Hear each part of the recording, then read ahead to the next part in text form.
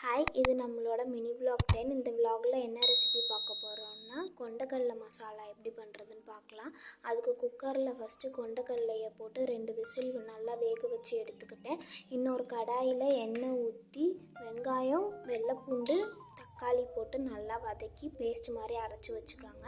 அப்புறம் அதே கடாயில் எண்ணெய் ஊற்றி சோம்பு, பட்டை, இலை, அந்த பிரியாணி மசாலா எல்லாம் சேர்த்து நல்லா பொரிஞ்சோன்னையும் இந்த அரைச்சி வச்சுருக்க பேஸ்ட்டையும் அதோட சேர்த்துக்கோங்க. ஏற்கனவே நம்ம வதக்கி அரைச்சனால அந்த ஸ்மெல் எல்லாமே போயிருந்துருக்கும்.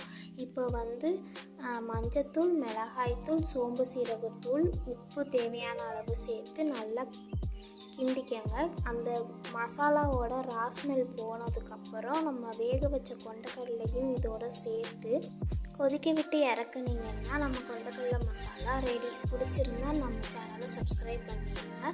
நாளைக்கு ஒரு வீடியோவில் பார்க்கலாம்.